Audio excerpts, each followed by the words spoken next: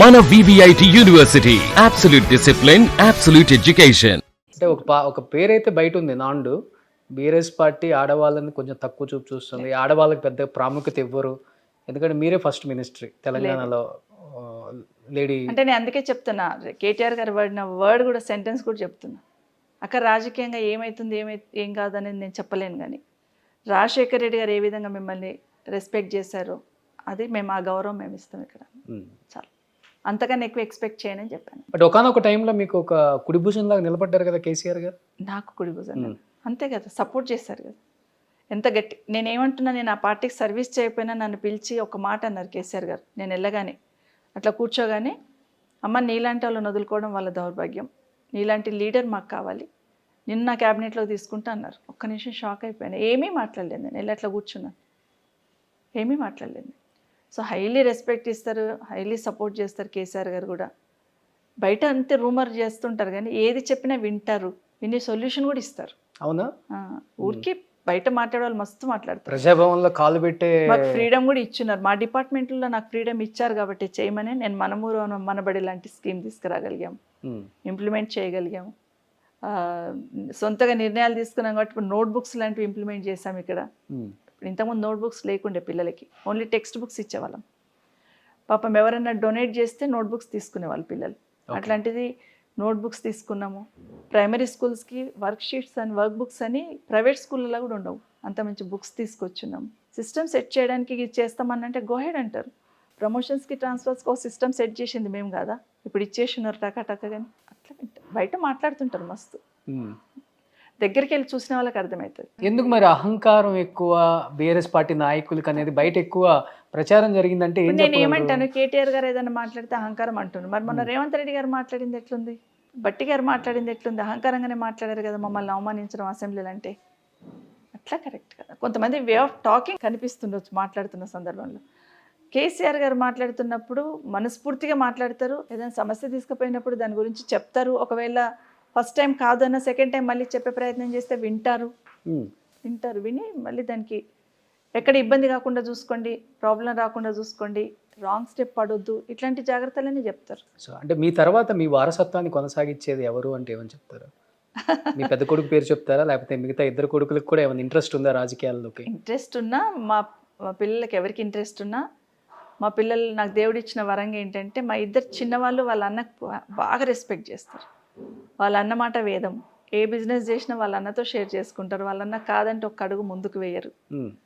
అంటే అంత ఇదిగా ముగ్గురు కలిసి ఉంటారు. సో భవిష్యత్తు భగవంతుడు నిర్ణయిస్తాడు. ఇప్పుడైతే కార్తీక్ నాతో పాటు గతంలో ఎంపీగా పోటీ చేసి, తెలంగాణ ఇచ్చినప్పుడు తెలంగాణ రాష్ట్రంలో ఎవరైనా పాదయాత్ర చేశారో లేదో తెలియదు, కానీ మా అబ్బాయి హైదరాబాద్ నుండి తాండూరు వరకు సోనియా గాంధీకి థ్యాంక్స్ చెప్తూ పాదయాత్ర చేశాడు. తెలంగాణ ఇచ్చినందుకు డెఫినెట్గా నా తర్వాత వాడే ఉంటాడు. ఇప్పుడు ఇంద్రారెడ్డి గారు మన మధ్య లేకుండా పోయి 24 సంవత్సరాలు అయింది కదమ్మా. ఇప్పటికి ఆయన ఫోటో దగ్గర కూర్చొని ఏ బాధ వచ్చినా చెప్పుకొని ఏడుస్తారు సబితమ్మ అని చెప్పేసి నేను విన్నాను. ఇంద్రారెడ్డి గారి దగ్గర చెప్తాను, నేను అమ్మవారిని బాగా నమ్ముతాను, దేవుడి గదిలో వెళ్ళి చెప్తాను. ప్రేమించి పెళ్లి చేసుకున్నారా?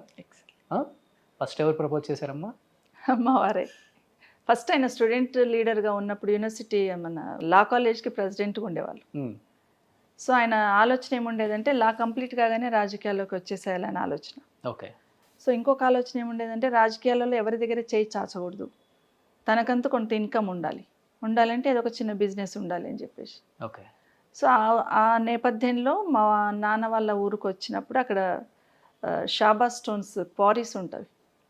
సో ఆ క్వారీస్ దగ్గర చూడడానికి వచ్చి అక్కడ మిషన్ ఏర్పాటు చేసి ఒక సిస్టమ్, ఒక బిజినెస్ స్టార్ట్ చేయడానికని వచ్చారు అక్కడ. ఓకే.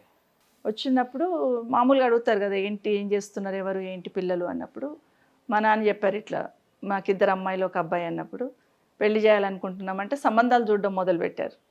మా వారు కూడా నేను కూడా మంచి సంబంధం చూసుకొస్తానులే అని చెప్పారు. అప్పుడు నేను పరిచయం లేదు, నేను సిటీలో ఉండేది. చూస్తా ఉంటే వాళ్ళ కాలేజ్లో వీళ్ళు అన్నారట, అరే నువ్వెందుకు చూస్తున్నావు సంబంధం, వాళ్ళకి వీళ్ళకి ఎందుకు చెప్తున్నావు, మరి నువ్వే చేసుకోరాదే అన్నప్పుడు, రెడ్డి కాలేజ్ నేను అప్పుడు మా వారు అక్కడికి వచ్చి ఇంట్రడ్యూస్ చేసుకున్నారు, నేను సో అండ్ సో ఇట్లా అని. అప్పుడు పరిచయం అయింది. ఓకే. అట్లా అప్పుడు తర్వాత పోయి మా నాన్నకు చెప్పారు చేసుకుంటాను. అట్లా 2 years నా స్టడీస్ కంప్లీట్ అయిందాక. అంటే ఇది అడగకూడదు, నేను అడుగుతున్నాను తప్పుగా కూడా అనుకోవద్దు. అంటే ఇప్పుడు తెలియని బాగా మారుమూల విలేజెస్లో కూడా ఇప్పుడు భర్త పోయినా కానీ అన్ని రకాలుగా వాళ్ళు కూడా బొట్టు అన్నీ పెట్టుకుంటున్నారు ఇప్పుడు. కానీ మీరు చదువుకున్న వ్యక్తి కదా, ఆ రోజుల్లోనే నేను పెట్టుకోకూడదని ఎందుకు అనిపించింది?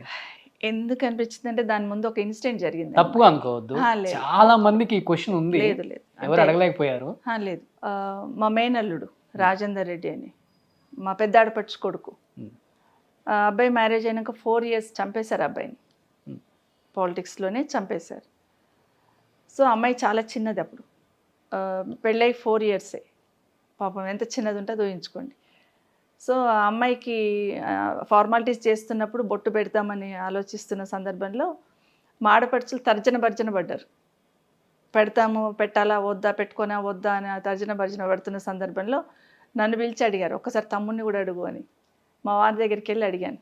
పాపం చిన్న వయసు అమ్మాయి, బొట్టు పెట్టాలా వద్దా అని అడుగుతున్నారు వదినమ్మ వాళ్ళని అడిగితేను, అంత పెద్ద మనిషే పోయిండు, వాడే పోయిండు, ప్రాణమే పోయింది, బొట్టు ఇంపార్టెంట్ అని అడిగారు. అంటే ఆయనకు చాలా అటాచ్మెంట్, వాళ్ళ మేనల్లుడు అంటే ప్రాణం. ఆ బాధలో ఏమన్నాడంటే వాడే పోయిన తర్వాత బొట్టు ఇంపార్టెంటా అన్నారు. సో అది నా మనసులో ఉండిపోయిందండి. మళ్ళీ ఆ అమ్మాయి చూసినప్పుడు కూడా వాళ్ళ అల్లుని చూసుకొని వాళ్ళ అల్లుని తలుచుకొని బాధపడేవాడు మా ఆయన, అంటే అంత ప్రేమ ఉండేది. సో ఆ మాట అన్నారు కదా, సో నేను ఆయన ఆలోచన అట్లా ఉండింది కదా, అంటే అంత ప్రాణప్రదంగా ఉన్న ఆయన పోయినప్పుడే బొట్టు ఏమి ఇంపార్టెంట్ అనే లెవెల్లో మాట్లాడి ఉన్నారు కదా. సో వేర్లు ఎంత బాగుంటుందో చెట్టు కూడా అంత బాగా పెరిగి అంత మంచి పండ్లు కాస్తాయి అన్నట్టు మీ కుటుంబం కూడా అలానే అమ్మ. పిల్లలు అర్థం చేసుకునే వాళ్ళు, కోడళ్ళమ్మ, కోడలు ఎలాంటి వాళ్ళు వచ్చారు? మంచి కోడలు వచ్చారు. మంచి కోడళ్ళ అత్తయ్యని అర్థం చేసుకునే వాళ్ళు, చక్కగా కూతుళ్ళలాగా పనిచేస్తారు నాకు. సుమన్ టీవీలో మీ పర్సనల్ అండ్ బిజినెస్ ప్రమోషన్స్ కోసం కింది నెంబర్కి కాంటాక్ట్ చేయండి.